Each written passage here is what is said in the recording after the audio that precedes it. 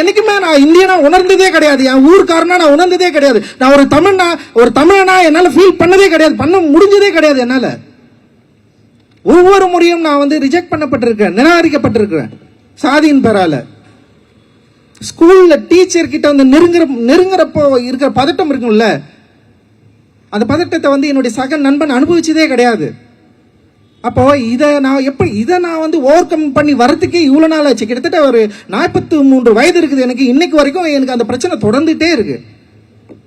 ஒவ்வொருத்தரையும் பார்க்குறப்ப இவன் எதனால இப்படி இருக்கான், இவனுக்கு என்ன பிரச்சனை இருக்கும், அவன் வந்து அம்பேத்கர் புக்கு வச்சுட்டு இருக்கானே, அவனை ஏதாவது ஜாதின்னு சொல்றானுங்களோ, அவனை வந்து காலி பண்றானுங்களோ, அவ்வளோ பயம்.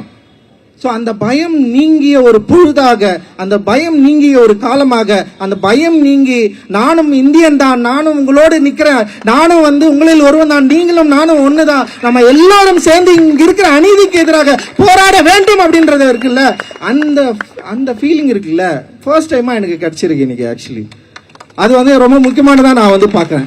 நான்லாம் வந்து எப்பவே ஃபீல் பண்ணிட்டேன், இந்த கல்வி எனக்கு ஏன் வந்து ஈக்குவலா இல்லை, ஈவன் வந்து பிரைவேசேஷனே எனக்கு ஈக்குவலா இல்லை, எதுவுமே என்னை வந்து சமமா பார்த்ததே இல்லை, இங்க இருக்கிற மக்களை சமமா பார்த்ததே இல்லை, பொருளாதார ரீதியாகவும் மத ரீதியாகவும் சாதி ரீதியாகவும் வந்து இங்க வந்து ஒரு மேல் பள்ளமா தான் இன்னைக்கு இருந்துட்டே இருக்கு. ஈக்குவாலிட்டியே இல்லை இங்க. ரொம்ப அநியாயமான ஒரு மோசமான ஒரு முறை தான் நீட் முறை. ரொம்ப ரொம்ப கொடுமையானது. இப்ப நீங்க சாதி அடிப்படையில் இடஒதுக்கீட்டை பத்தி நிறைய பேர் விமர்சனம் பண்ணுவாங்க. கம்மியான மார்க் எடுத்துட்டு அவனும் வந்து உள்ள வந்துடுறான், நாங்க வந்து நிறைய மார்க் எடுத்துட்டு எங்களுக்கு சீட்டு கிடைக்கல, நாங்க வெளியே இருக்கிறோம் அப்படின்னு சொல்றாங்கல்ல. நீட் ரொம்ப கம்மியான மார்க் எடுத்து உள்ள போனவன் தான் எக்கச்சக்கம். அது உங்களுக்கு தெரியுமா தெரியாதா? அது இதை எதிர்த்து நீங்க ஏன் கேள்வியே கேட்கல? 120 மார்க் எடுத்தவன் இன்னைக்கு வந்து டாக்டரா படிச்சுட்டு இருக்கான் பணம் இருக்கிறதுனால.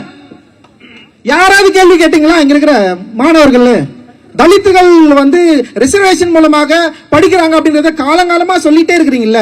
நேற்று கூட ஒரு தோழர் வந்து பேசினாரு, தமிழகத்துல வந்து இடஒதுக்கீடு இருந்ததுனாலதான் மலமல்லர்கள் கூட வந்து இங்க வந்து டாக்டரா படிக்க முடிஞ்சதெல்லாம் சொன்னாரு.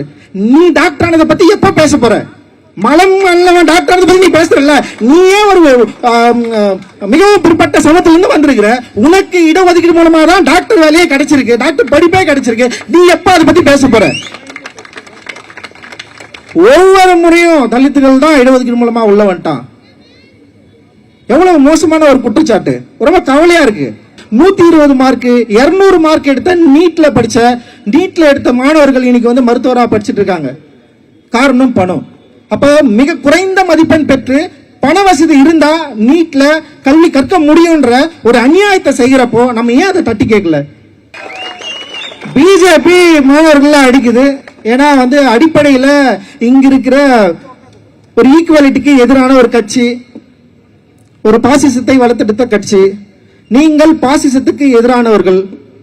நீங்க ஆக்கப்பூர்வமான ஒரு மாற்றத்தை உருவாக்கி இங்க தமிழகத்தை முன்னோடி மாநிலமாக்க விரும்புகிற ஒரு கட்சி.